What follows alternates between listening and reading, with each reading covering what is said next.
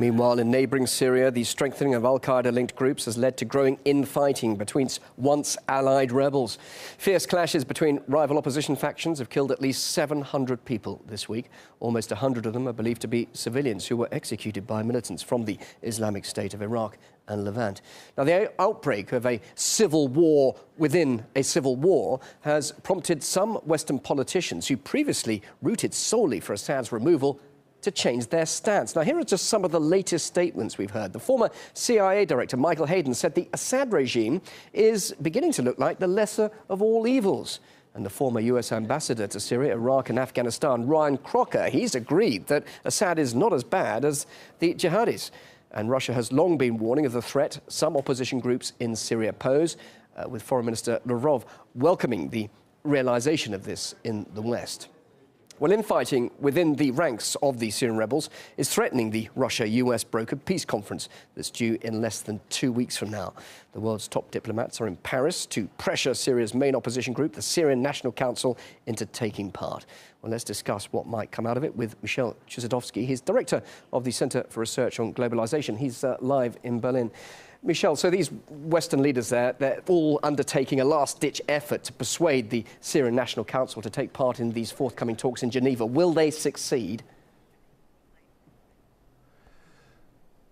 I think the fundamental issue is to address the nature of the conflict. The Syrian National Council is virtually a defunct organization. They've been meeting in Spain, in Córdoba, Spain, with other opposition groups. But in effect, we have to ask the question, is this a civil war between opposing factions within Syrian society, or is it, in fact, a war of aggression?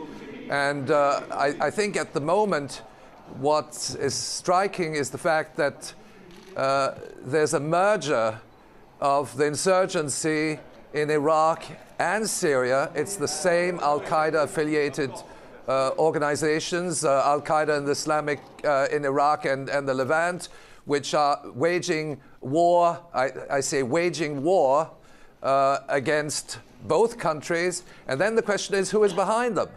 And we know that these are intelligence operations. We know that Saudi Arabia is supporting those rebels. And we know also that the United States now is supporting the new Islamic Front, which was created back in November, which is considered to be some kind of moderate grouping of Islamic organizations. But in effect, there's ample evidence to the fact that the Western military alliance is supporting the various Islamic rebel forces. And yet the Western leaders are now becoming very aware of the consequences of what's happening, aren't they? It's interesting to hear that many are suspecting now that Assad might be the lesser of all evils, as we just heard a little earlier. And yet, today's Friends of Syria meeting, that was a very different word, a message coming from the French foreign minister during that meeting. He said the following. Let's have a listen to what he had to say.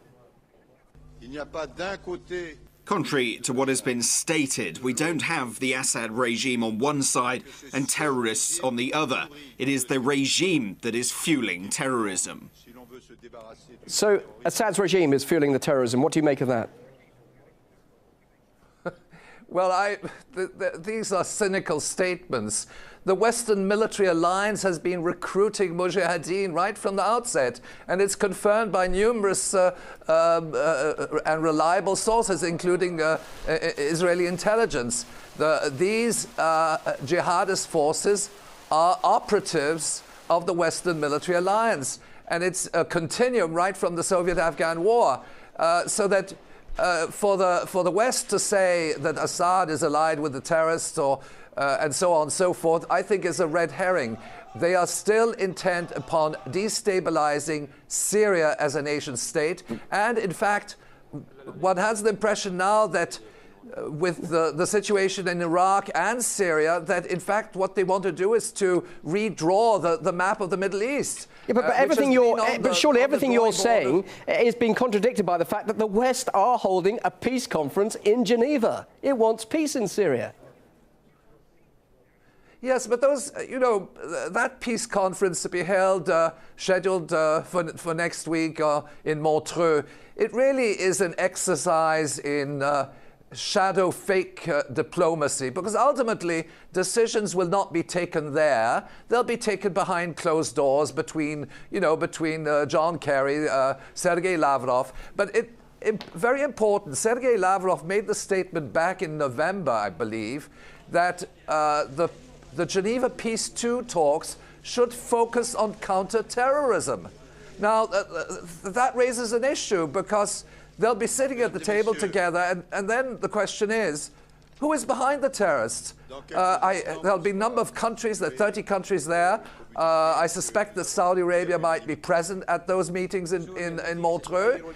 But then who are the sponsors of these terrorists? Who is feeding them the weapons?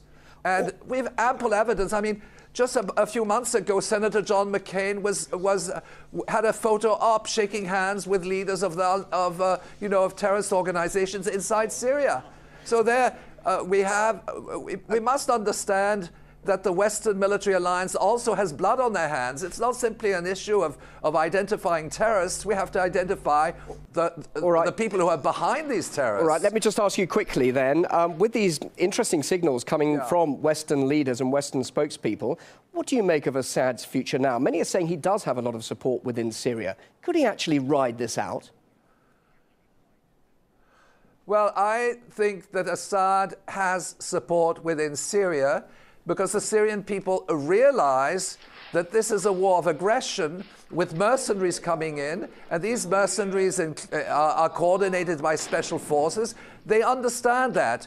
And when you see the situation in the massacre that took place recently in Adra, well, the civilian population understood that who came to the rescue? It was the Syrian armed forces against these terrorists.